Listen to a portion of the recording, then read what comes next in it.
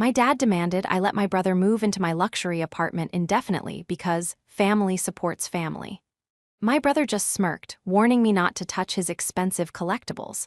I smiled and handed over the keys. They didn't know I'd secretly terminated the lease and moved out days ago. Before we continue today's story, we have an urgent announcement to make.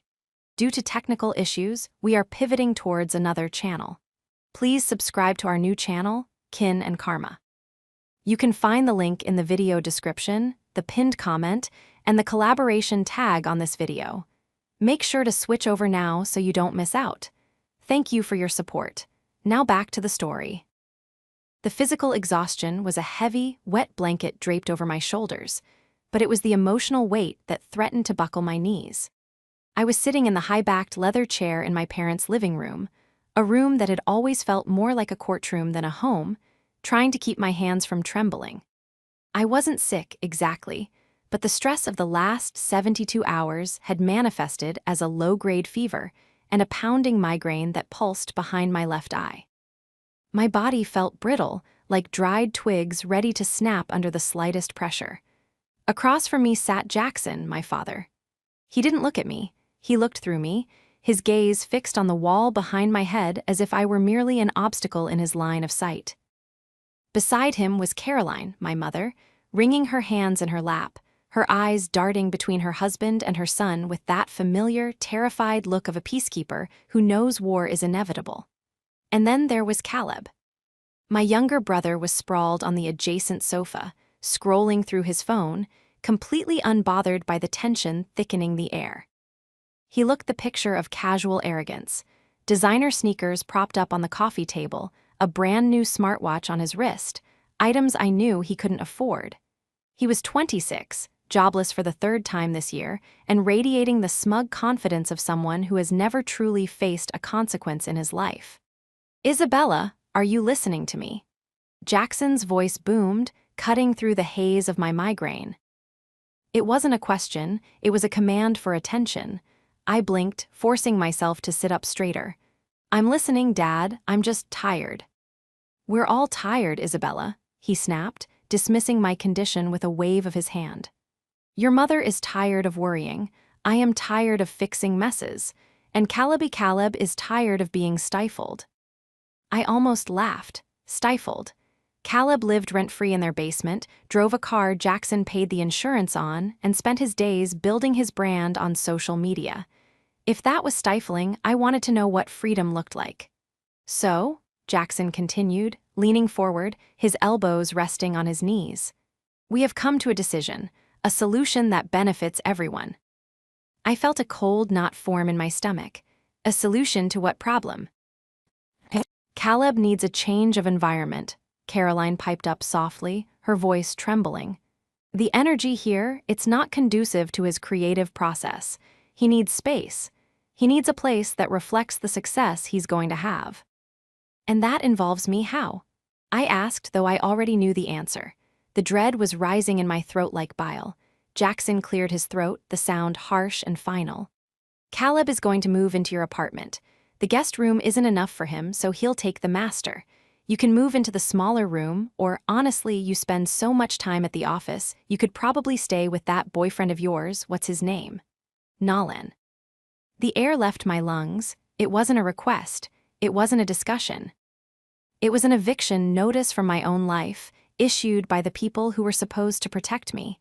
"You want Caleb to take my apartment." I repeated, my voice barely a whisper.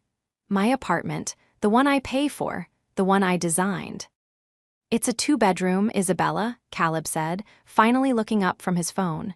His grin was lazy, predatory. "Don't be selfish. I need a studio space.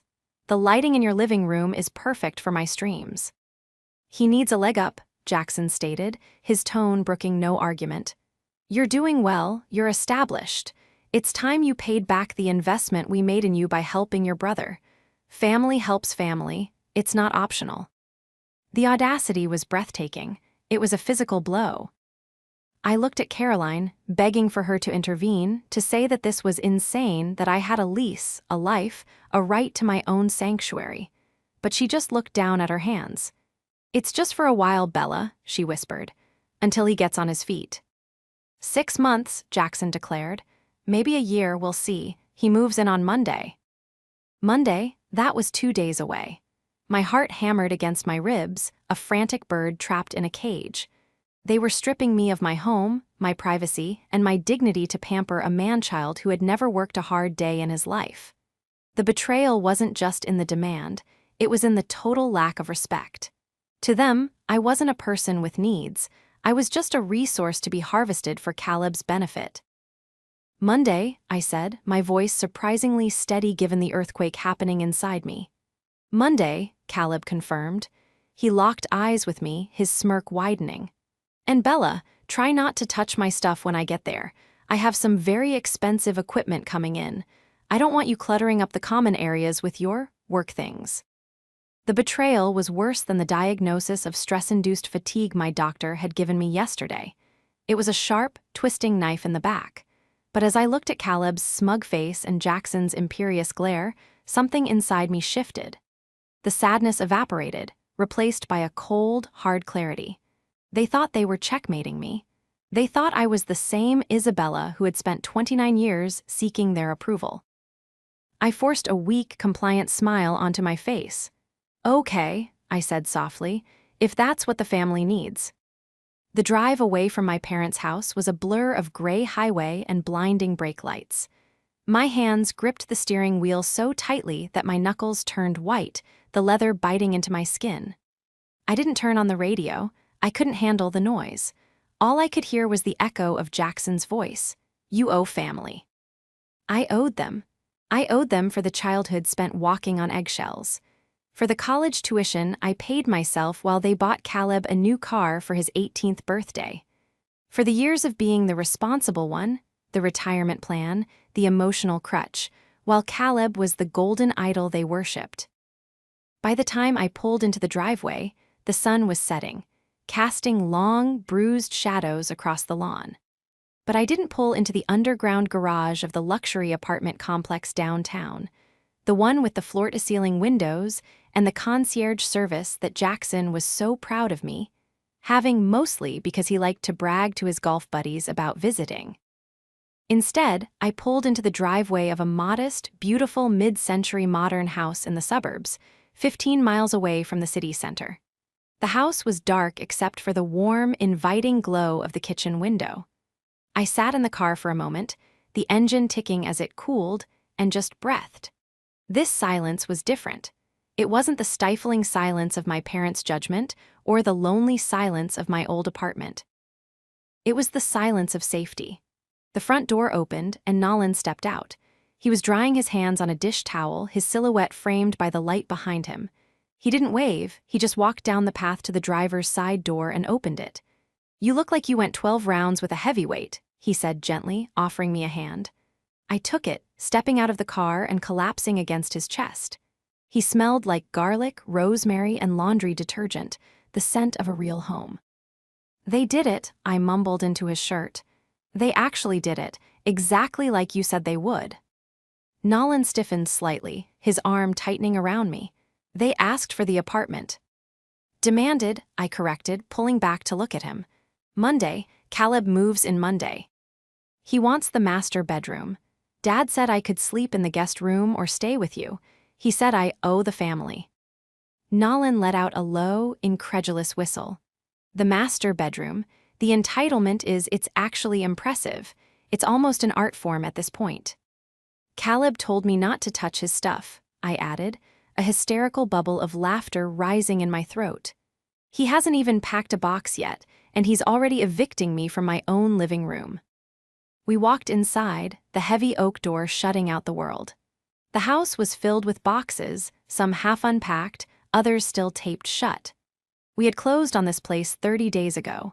It had been a whirlwind of secrecy, sneaking documents past my parents, coordinating movers during work hours, spending late nights painting and repairing. I had been terrified to tell them.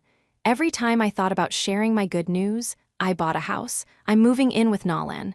A voice in my head whispered that they would ruin it. They would critique the neighborhood, mock the size, or worse, see the extra bedrooms as space for Caleb. So I had said nothing. Come on, Nolan said. guiding me to the kitchen island where a glass of wine was waiting. "Sit, drink, did you tell them?" "No," I said, taking a long sip of the red wine. It tasted like relief. I just smiled and said okay. Nolan's eyebrows shot up. "You said okay." I didn't have the energy to fight them, Nolan. If I told them I was moving, Dad would have demanded the keys to the new house. He would have insisted Caleb needed the suburban peace to find himself. If I told them I was keeping the apartment, they would have guilted me until I broke. I looked around the kitchen, my kitchen. The cabinets I had picked out, the light fixtures I had installed with my own hands. "They think I'm going back to the apartment tonight to clean it for the prince," I said, my voice hardening. "They think on Monday, Caleb creates his content studio in my living room." "But they forgot one crucial thing," Nolan said, a slow smile spreading across his face. "Yeah," I whispered, the ghost of a smile touching my own lips for the first time that day.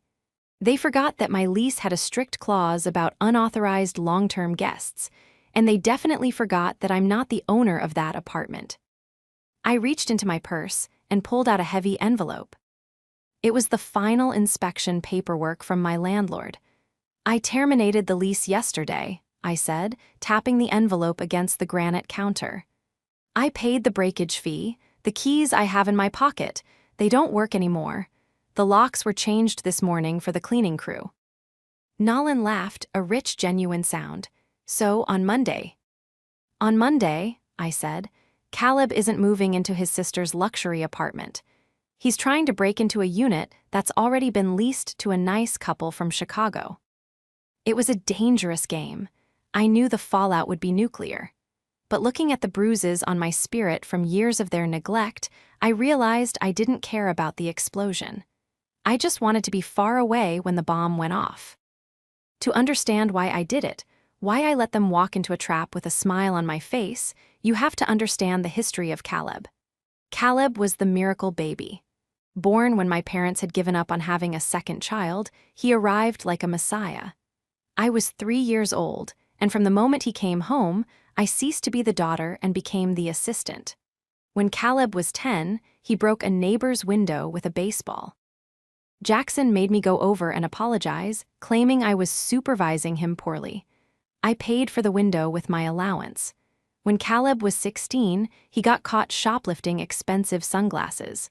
Caroline cried for days, not because of what he did, but because the stress was so hard on him. They hired a top-tier lawyer to get the record expunged. They paid for it by taking money out of the college fund my grandmother had left for me. "You're smart, Isabella," Jackson had said. "You'll get scholarships.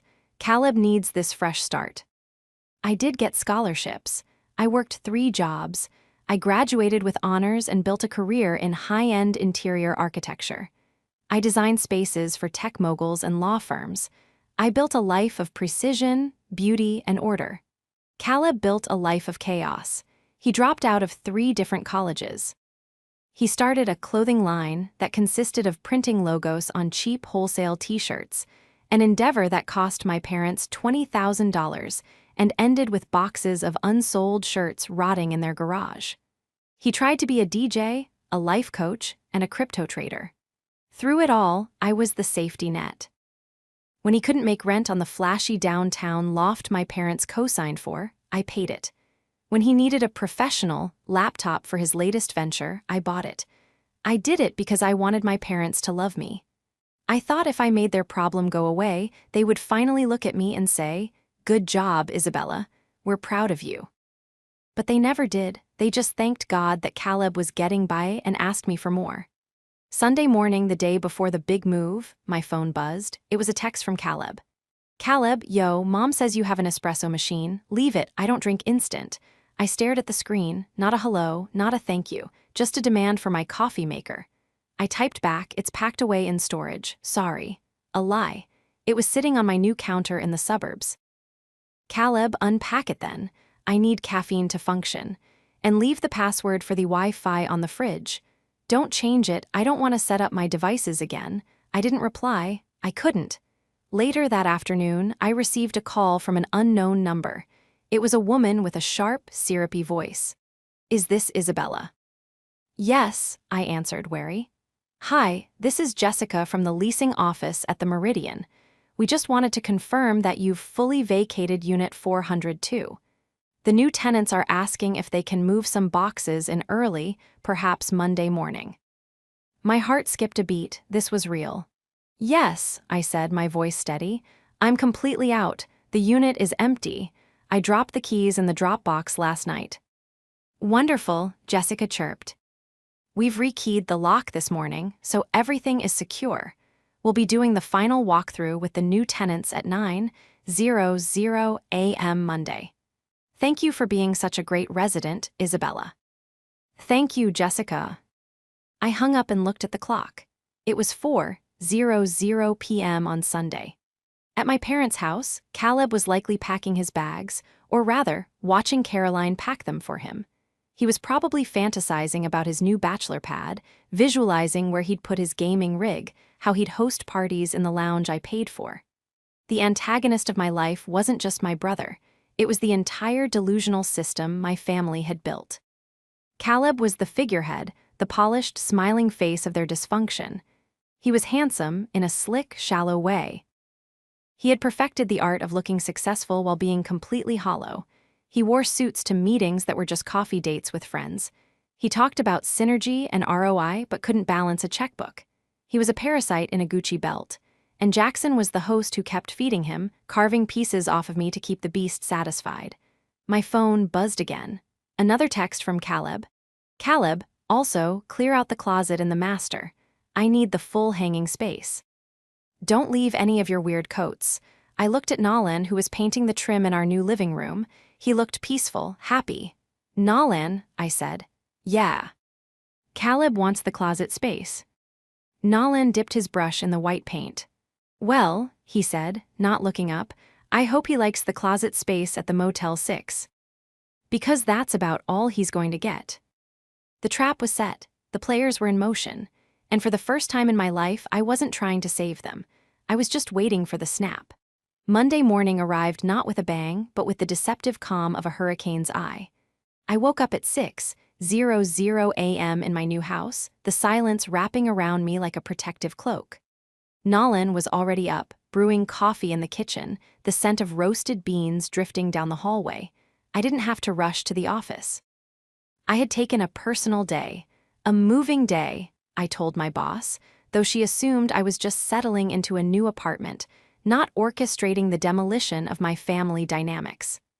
My phone, which I had silenced the night before, was already lighting up.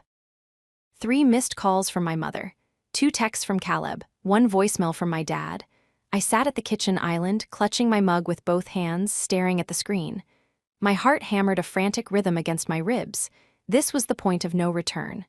Caleb, 7:15 a.m., where are the keys? Mom said you'd leave them under the mat. Not cool. Caleb, 7:45 a.m., seriously, Bella, I have movers coming at 9. Answer your phone. Dad, voicemail, Isabella, pick up. Your brother is waiting outside your building. This is ridiculous. Call me immediately. I didn't call. Instead, I opened my laptop. I had spent the last week meticulously building a dossier. If they were going to come for me, and they would, I needed leverage that went beyond a terminated lease. I needed to expose the rot at the center of their demands. I pulled up the shared family cloud account. Years ago, I had set it up to help my parents organize their finances. They had forgotten I had admin access. I scrolled through the recent uploads, bank statements, credit card bills, emails. What I found made my blood run cold. There were withdrawals from my parents' retirement account, large ones, $5,000 here, $10,000 there. All transferred to an account labeled Caleb Ventures LLC. But that wasn't the worst part. I found an email thread between my father and a loan officer. Subject: Second mortgage inquiry, 123 Oak Street. That was my parents' house. They were trying to take out a second mortgage. The reason listed on the application: home renovations investment. But scrolling further down, I found the truth in an email from Caleb to Dad. Just need $50K for the crypto buy-in, Dad. It's a sure thing. Triple returns by Christmas. Then I can pay you back for everything. My stomach churned. Caleb wasn't just unemployed, he was gambling away their future.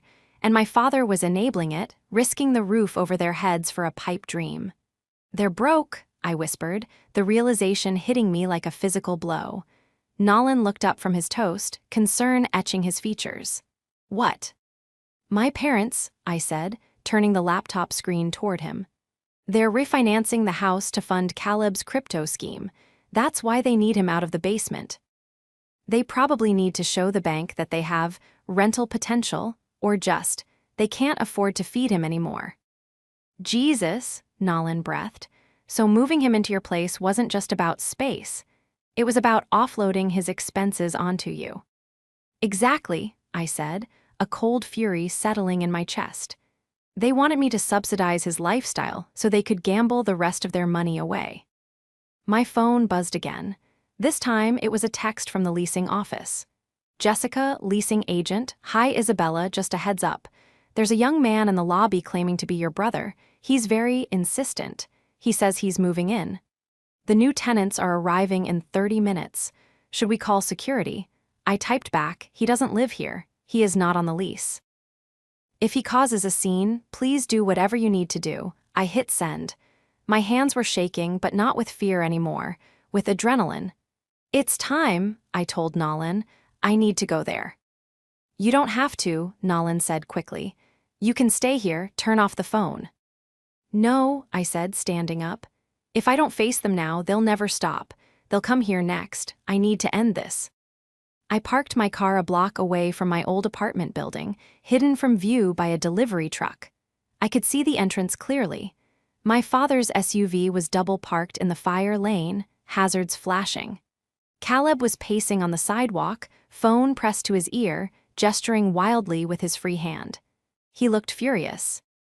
His movers, two friends in a beat-up pickup truck, were leaning against their vehicle, smoking cigarettes and looking bored. Then a sleek black sedan pulled up. A well-dressed couple got out, the new tenants. They were smiling, holding coffee cups, clearly excited for their move-in day. I watched as they approached the glass doors. Jessica, the leasing agent, met them with a clipboard. Caleb intercepted them. I couldn't hear the words from this distance, but the body language was unmistakable. Caleb was pointing at the building, then at himself, then at the couple. He was shouting. The couple looked confused, then alarmed. Jessica stepped in, holding up a hand. My father got out of the SUV, storming over to join the fray. He looked red-faced, imposing. He was trying to bully the situation into submission, just like he always did. I took a deep breath, grabbed my folder of documents, and got out of the car. As I walked toward them, the scene escalated. Caleb was now trying to push past Jessica to get to the elevator. A security guard, a large man named Earl whom I had always been friendly with, stepped out, blocking his path. "Isabella." My mother's voice rang out. She had been sitting in the passenger seat of the SUV, but now she was standing on the curb, looking pale and terrified. Everyone turned. Caleb's eyes locked onto me, and his expression shifted from anger to relief, then back to entitlement. "Finally!" he yelled, throwing his arms up. "Where the hell have you been? Give them the keys." This lady is trying to tell me some *T about new tenants. I walked up to the group, stopping just outside of striking distance. My heart was pounding so hard I could feel it in my throat, but I forced my voice to be calm, professional, the voice I used in boardroom presentations. "She's not lying, Caleb," I said clearly. "These are the new tenants." Caleb laughed, a harsh barking sound. "What? Stop playing games. Dad, tell her to stop playing games." Jackson stepped forward, his face a mask of thunder. "Isabella, give your brother the keys. Now, we don't have time for this drama. The movers are charging by the hour." "I can't give him keys to an apartment I don't rent anymore," I said, looking my father dead in the eye. "I terminated the lease last week. I moved out on Friday." Silence, absolute stunned silence. The new tenants looked from me to my family, eyes wide. Jessica looked relieved. "You, what?" Jackson whispered, the color draining from his face. "I moved out," I repeated. "The lease is over. The apartment belongs to these people now." "But we told you," Caleb sputtered, his smugness faltering for the first time. "We told you I was moving in. We had a plan." "You had a plan," I corrected. "I had a lease, and I decided I didn't want to renew it." "Where are you living?" Caroline asked, her voice trembling. "Isabella, where did you go?" "That's not your concern," I said. "But what is your concern is that you have a truck full of Caleb's things and nowhere to put them." "You selfish, ungrateful little," Jackson lunged forward, his hand raised as if to grab me. Earl, the security guard, stepped in instantly, his large frame blocking my father. "Sir, step back. Now." Jackson stopped, chest heaving. "You did this on purpose," he snarled at me over Earl's shoulder. "You knew he was coming today, you let us pack up his room, you let us hire movers, you set us up."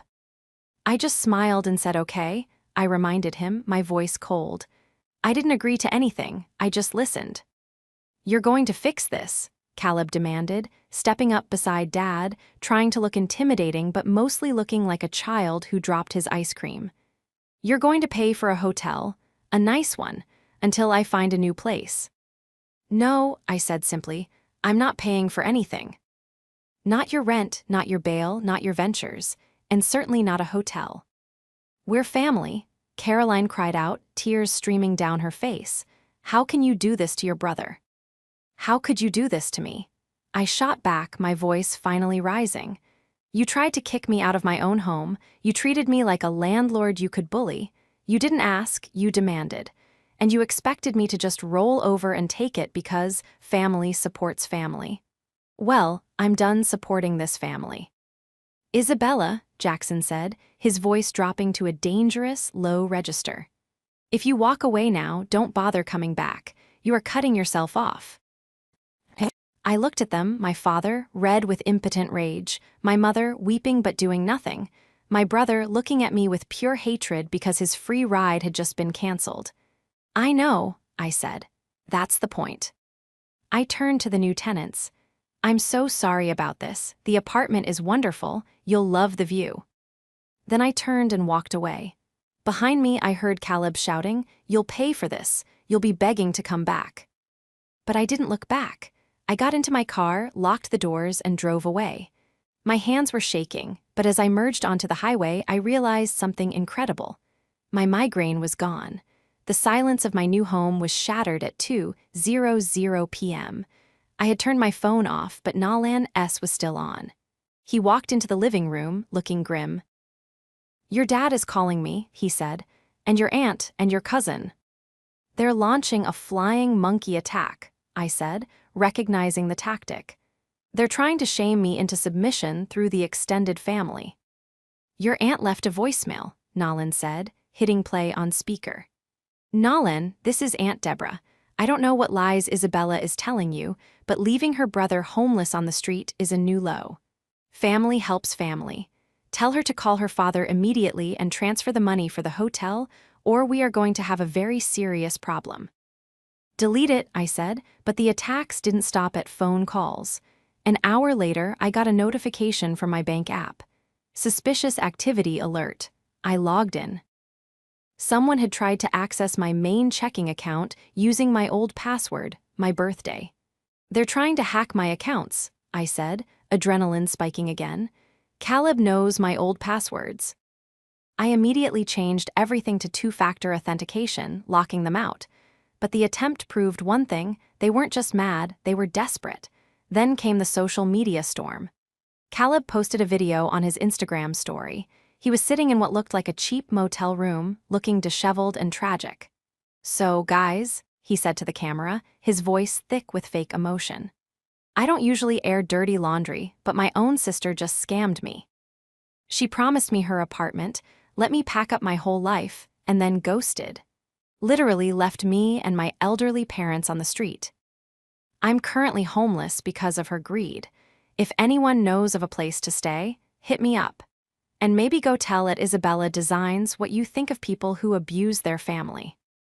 My heart dropped. He was tagging my professional account. He was trying to destroy my reputation. Within minutes, comments started appearing on my latest design posts. "Heartless. Imagine doing that to your own brother. unprofessional and cruel. He's crossing a line, Nolan said, his jaw tight. This affects your business. He wants a reaction, I said, pacing the room. He wants me to panic and pay him off to take it down. So what do we do? We nuke him, I said, with the truth. I opened my laptop again. I had the dossier. I had the bank records showing the thousands of dollars I had given him over the years. I had the text messages where he demanded my coffee maker and told me not to touch his stuff. But I needed something more definitive. I needed to prove that his homelessness was a lie of his own making. I called my friend Sarah, who worked in real estate law. Sarah, I said, is there any public record of a foreclosure or a lien on my parents' house? Give me 5 minutes, she said. 4 minutes later, she called back. Isabella, your parents aren't just refinancing. They're in pre-foreclosure. They haven't paid their mortgage in 6 months. The world spun. 6 months. But Dad makes good money, I stammered. Where did it go? There are 3 liens on the property, Sarah continued. 1 from a contractor and 2 from a crypto-first lending group. High-interest, predatory loans. It all clicked. Caleb hadn't just drained their savings. He had convinced them to leverage the house for his schemes. They were broke not because of bad luck, but because they had bet the farm on a horse that couldn't run. They needed me out of the apartment not just for Caleb, I realized, but because they're about to lose their house too. They were planning to move in with him, or with me. If I hadn't moved, I would have had 3 unemployed adults living in my 2-bedroom apartment within a month. I have to stop this, I said. Not for them, for me. I drafted a post for my own social media. I didn't want to do it, but I had to protect my career. I posted a single image, a screenshot of the text messages from Caleb demanding my apartment and my things, juxtaposed with the foreclosure notice Sarah had sent me with sensitive info redacted. Caption: Since my family has decided to make private matters public, I did not promise my apartment to anyone. I was told to vacate my own home so my brother could have space. I declined by moving out. I have supported my adult brother financially for a decade. I will not be bullied into supporting him any longer. Any further harassment or defamation will be met with legal action. I hit post. The phone rang immediately. It was my mother. I stared at the screen. I knew I shouldn't answer, but I needed them to know that I knew everything. I swiped green. Isabella. Caroline was hysterical. Take it down right now. How could you shame us like this? How could you lie to me? I asked, my voice shaking. You're losing the house, Mom. 6 months of missed payments. Crypto loans. The line went dead silent. You know, she whispered. I know everything, I said. I know Dad gave him the money. I know you're broke. And I know you were planning to crash my life to save yourselves. We had no choice. She sobbed. Caleb said the investment was a sure thing. We just needed a little more time. Time is up, I said. I'm not your retirement plan and I'm not Caleb's piggy bank. Figure it out. I hung up and blocked the number. I sat back, expecting to feel guilty. Instead, I felt lighter than air. The secret was out. The monster in the closet wasn't a monster anymore. It was just a sad, desperate reality. But the war wasn't over. Caleb wasn't the type to go down quietly. He would try one last, desperate swing. And I would be ready. The final blow didn't land on social media or in a courtroom.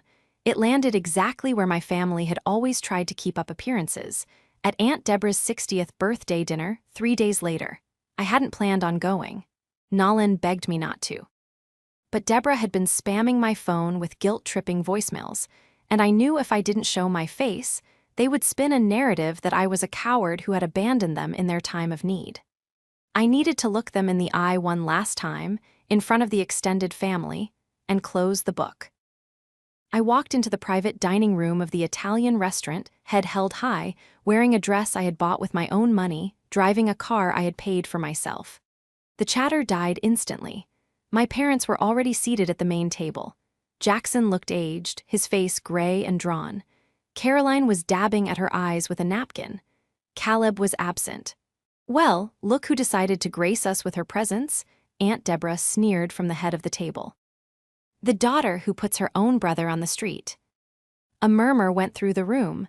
Cousins I hadn't seen in years whispered behind their hands. "I didn't put anyone on the street, Deborah," I said calmly, taking a seat at the far end of the table. "I simply declined to be evicted from my own home." He had nowhere to go. Deborah shouted, slamming her hand on the table. "Your father told us everything.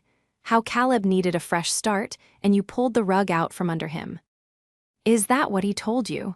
I asked, looking directly at my father. He wouldn't meet my gaze. "He told us you were jealous," Deborah continued. "Jealous of Caleb's potential, jealous that we all support him." "Support him?" I laughed, a sharp, bitter sound. "You mean enable him?" The doors to the private room burst open. Caleb strode in, looking disheveled but manic.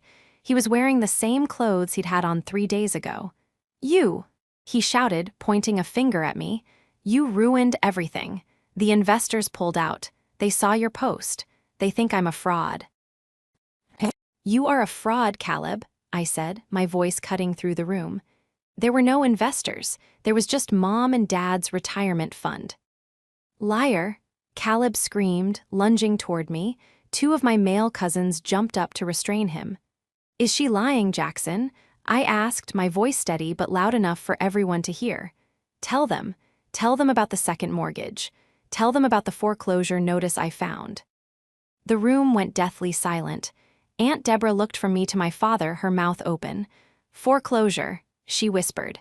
"Jackson, you said the business was booming." My father finally looked up. His eyes were red-rimmed and defeated. He looked at Caleb, who was struggling against my cousins, spitting curses at me. Then he looked at Caroline, who was openly weeping. "It's true," Jackson rasped. We leveraged the house. Caleb said he could double the money in 3 months. We gave him everything." A gasp went around the table. "And when the first payment was due," I continued, relentless, "Caleb couldn't pay it. So you tried to move him into my apartment to save money. You were going to use me to plug the hole he blew in your life." "We had to," Caroline wailed. "He's our son, we couldn't let him fail." "So you decided to let me fail instead?" I asked. "You were willing to make me homeless to save him from the consequences of his own actions." "He has potential," Jackson roared, slamming his fist on the table, tears finally spilling over. "He just needs a break." "He's had 1,000 breaks, Dad," I shouted back, standing up. "I paid for his bail. I paid for his car insurance. I paid for his business licenses. And what do I have to show for it? A brother who tries to evict me and parents who steal my future to fund his gambling addiction." I pulled a folder from my bag and tossed it onto the center of the table. It slid across the white tablecloth, stopping in front of Aunt Deborah. "That's the foreclosure notice," I said, "and the bank statements showing transfers to Caleb Ventures. Read it and weep." Deborah picked up the papers with trembling hands. She scanned them, her face paling. "Oh my God," she whispered. "Jackson, you emptied the 401k." Caleb stopped struggling. He looked around the room, realizing the tide had turned. The sympathy was gone. The admiration was gone. All that was left was pity and disgust. "It wasn't my fault," Caleb whined, his voice cracking. "The market crashed. It was bad luck." "It wasn't bad luck," I said, walking toward the door. "It was bad choices, and I'm done paying for them." I paused at the door and looked back at my family, a tableau of ruin and regret. "Happy birthday, Aunt Deborah," I said. "I hope you enjoy the meal. I'm not paying for this one either." I walked out into the cool night air, leaving the wreckage behind me. For the first time in 29 years, I didn't feel the weight of their expectations. I felt free. The fallout was swift and brutal. Within a week, the foreclosure was public record. My parents' house was listed for auction. They moved into a small, rented condo, a far cry from the suburban palace they had prided themselves on. Caleb didn't get a fresh start. With his credit ruined and his reputation in tatters thanks to my social media post, which went viral locally, no landlord would touch him. He ended up crashing on a friend's couch for a month before being kicked out. Last I heard, he was working at a warehouse, actually earning a paycheck for the first time in his life. As for me, I was sitting on my back porch with Nolan, watching the sunset over our garden. The air smelled of jasmine and fresh earth.